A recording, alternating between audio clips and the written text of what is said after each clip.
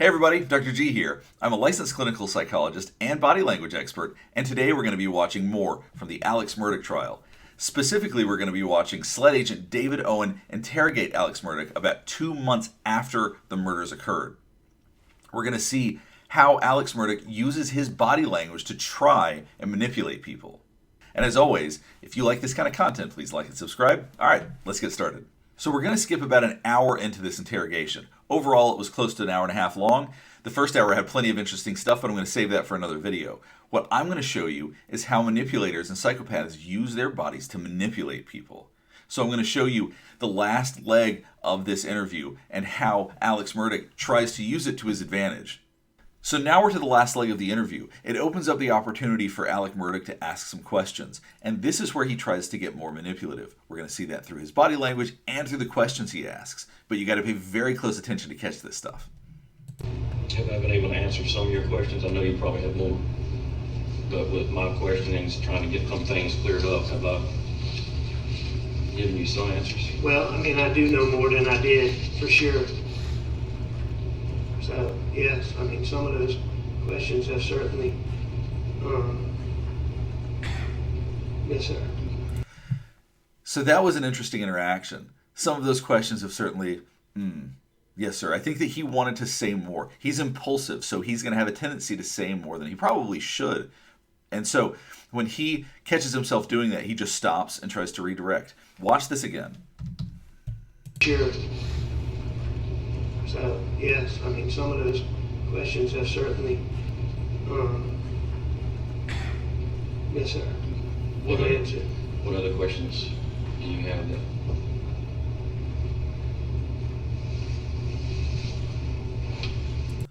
So this is the first time that he's shifted in a while. He's been very still throughout a lot of this interview. His body language is kind of closed off.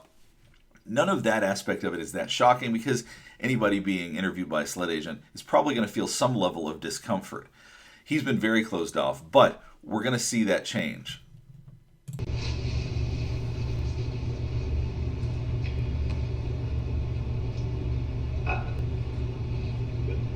I would like to know exactly what happened. Me too. The best that I've been able to put together. Tell me, it looks like, go ahead, I'm sorry.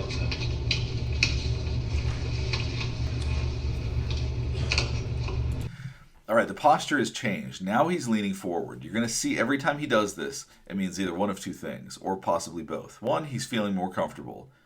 Or two, he's getting ready to try to be manipulative. I believe Paul was shot first. For the simple fact of where he was located. How many times was he shot? Twice.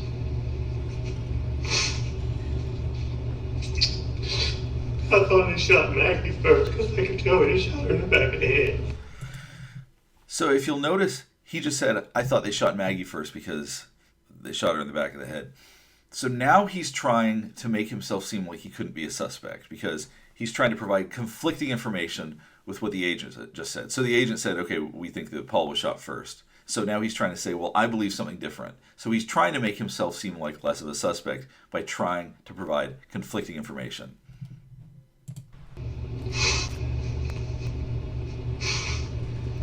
We may honestly never know who was first, but I think it was... You notice he said, we may never know who was shot first. And as soon as he said that, as soon as he said we may never know, he got relieved. He believes that the less they know, or if there's things that they don't know, that there's no way they can piece it all together. And so that provided him relief, and he's continuing to try to be manipulative. You're seeing him do two things at once when he leans forward like this. Let's watch that again. We may honestly never know who was first, but I think it was Paul, for the simple fact he wouldn't have, if he saw his mother getting shot, he wouldn't have run to that feed ring. Unless that's where one of the guns was. But so at this point, Alec Murdaugh's starting to calm down. He's starting to feel like he's manipulating and pulling it off. He thinks that it's working and he's being effective. I don't think that he is, but I think that he believes that. We've already established family guns were used. Now you're going to see something change very quickly. Now, if you see his body posture right there, you're going to see it stays like that for a while. He is going to freeze for a little while because now we're into an area that's a little bit dicier. We know that family guns were used. And that's a detail that's going to be harder to explain. So if he has to answer questions about it right now, he's not going to want to be seen or heard. Think about it like this. Oftentimes when people are driving down the road speeding a little bit and they see a police car on the side of the road, the first thing they do is freeze and they slow down and they sit very still until they feel like they're out of danger. And that's in essence what it's like what he's doing, which is he's going to sit very still while he tries to formulate and figure out, how do I get through this without getting noticed? And if they came from Paul's truck was at the house. So where were they? And how did they get down there? And how did they get down there? So he threw a question in there to seem like he has questions about it as well. I mean, it's normal for y'all to leave your keys in the cars. However, if somebody showed up and did this, you're not going to take Paul's truck back to the house and leave the key in it. I mean, do you know that the guns were in the truck? I mean, could they have been somewhere else? They could have been somewhere else. I mean, he didn't have his normal truck. And I understand that Nolan Tootin believes he saw the gun 3 weeks beforehand. Mm-hmm. So now he's providing information that he thinks is going to help derail this questioning, or something that is a detail that's going to help him in some way. Anyway, if he saw it in March. So I don't know if he was trying to establish that the guns were stolen or missing, or that somebody else could have had those guns, since he knows what the murder weapons were. He's, I think, trying to establish something there, and it's not really going anywhere. One thing that I think is really interesting is that Agent David Owen's arms are crossed, and it seems like he copied the motion that was done by Alex Murdaugh. I don't know if it was intentional, but oftentimes if we copy other people's body language, we make them feel more comfortable. So I don't know if this was an overt attempt to try to make Alex Murdaugh feel a little bit looser and more comfortable. If so, that it's a pretty interesting technique. Did y'all get any kind of forensic off of anything that y'all found? Just the rain and the... Yeah. I mean, we got plenty of DNA from the scene, but... Yeah. Once again, he's starting to feel relief. As soon as they start talking about forensics that they don't have, he's feeling calmer. He's feeling like this is an opportunity for him to manipulate again. So you see him leaning forward again, trying to get in closer with Agent Owen, trying to seem more friendly, and he's also feeling more relaxed. It's Nolan's, it's Rogan's, it's Alex, it's Paul's, it's Maggie's, it's Buster's. Everybody's... Yeah. David, can you tell me for sure? Did either one of them live after they were shot the first time? Not long. What's happening? The shooting happened very quickly. Very quickly. All right, we're going to watch that whole sequence again because it's an incredibly important one. If you look at how calm he feels after he said they were shot very quickly, I think that there's something very important to this, and we're gonna circle back to it because he circled back to it. But let's watch that sequence again and then go back through it. Yeah. David, can you tell me for sure?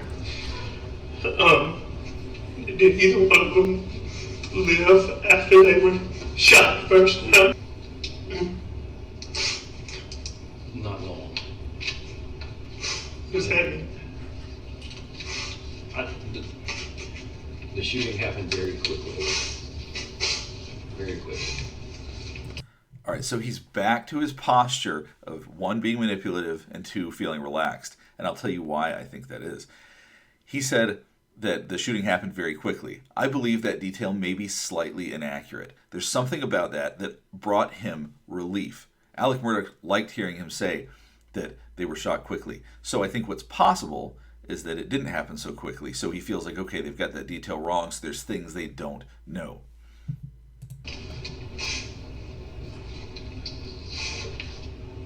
Is this one person, two persons, three persons?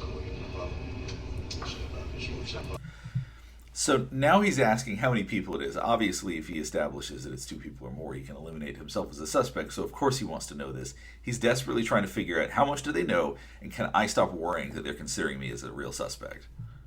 So now we're going to skip ahead for a couple of minutes. And I want you to keep in mind, it's been like 10 minutes since they last talked about the question related to how quickly it was that they were killed. People that want to get involved, Yeah. people that think they have some information. So I don't want you to overinterpret this behavior. I wanted to show it specifically so nobody thought it meant too much. He's rubbing his face, which oftentimes would be a sign of real distress, but I think in this situation, he's probably exhausted. He's probably had some really big adrenaline surges, and I think that all of that's starting to dump out now, and so he's just feeling wiped out.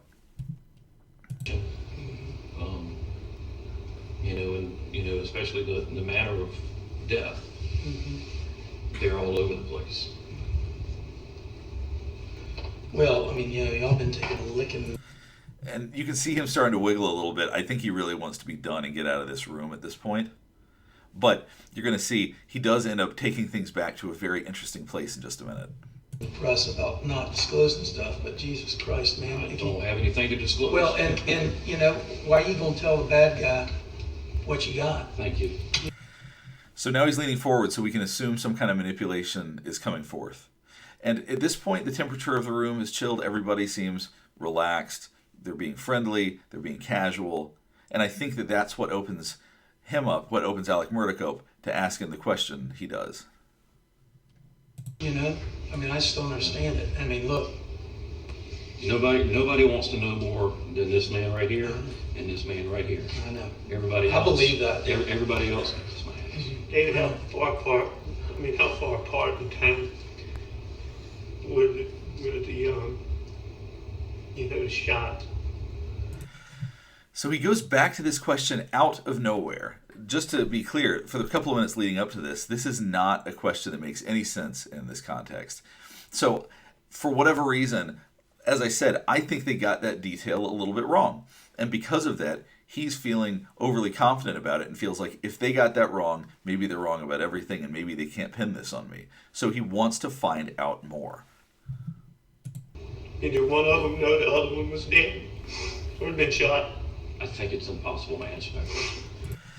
And so asking that question, do you think that either one of them knew the other one was dead? Once again, he's trying to establish how quickly they believe it happened, because I think maybe it took a little bit longer. Maybe it's that he shot Paul first and then afterward had a few words with Maggie before shooting her. Something about this is getting to him, and something about this is really a sticking point for Alex Murdaugh.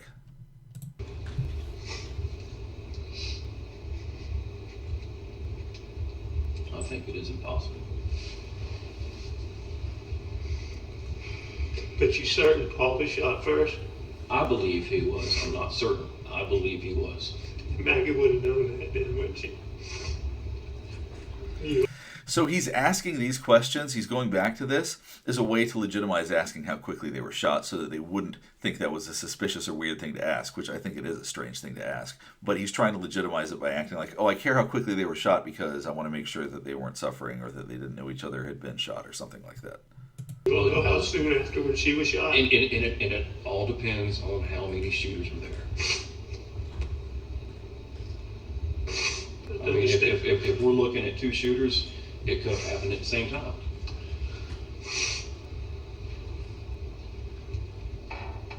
If we're looking at 1 shooter, it would have happened.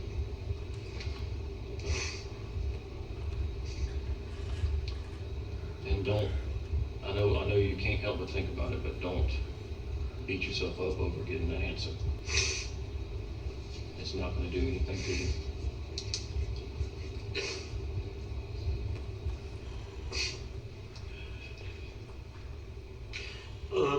When I asked you, now that you talked to me, are you willing to, if some of my family, Maggie's mom and dad or sister, are you willing to talk to them? Yes, sir. Okay. So now he's asked the question he wanted to ask. He's going to change the subject. And then from here on, this is just sort of the exit of this interview. So I hope this video helped you better understand some of the body language that Alex Murdaugh uses to try to manipulate others. It doesn't always work, but he certainly gives it a shot. But this is how manipulators and psychopaths work. They try to do subtle things, and they think they're the smartest person in the room. So sometimes they get bolder than they should. Wanted to let you guys know, I do read all the comments. I really appreciate all of the comments. I hear you loud and clear that you want to see more of John Marvin. You want to see more of Buster. I'm going to do all of those. I'm continuing to look and I'm continuing to read everything you guys have to say. I don't always have time to respond to all of them, but I do read them all. I've had a number of people reach out to me recently about whether or not I have a course to teach people body language, and I do not right now, but I did include a link in the description if that's something you're interested in. I'm trying to gauge how many people would actually want something like that, and if people want it, I'd be happy to create it. I've got lots of training materials I've used with law enforcement and business leaders and things like that, and I could create a course based on that, but I got to know that people actually want one. Okay, anyway, thanks so much for watching.